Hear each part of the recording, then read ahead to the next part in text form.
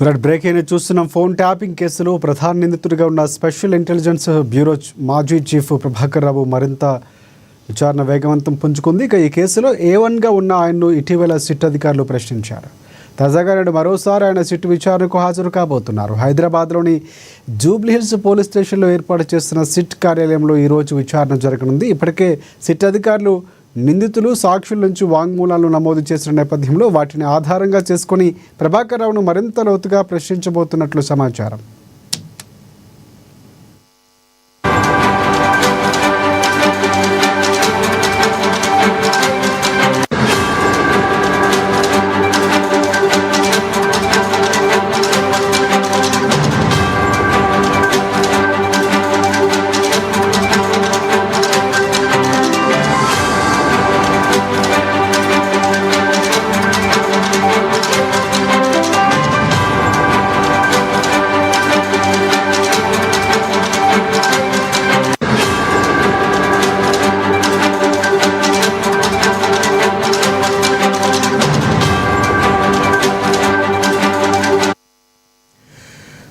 Phone tapping కేసులో ప్రధాన నిందితుడిగా ఉన్న SIB మాజీ చీఫ్ ప్రభాకర్ రావు విచారణ మరింత వేగం పుంజుకుంటోంది. ఈ కేసులో A1గా ఉన్న ఆయన్ను ఇటీవల సిట్ అధికారులు ప్రశ్నించారు.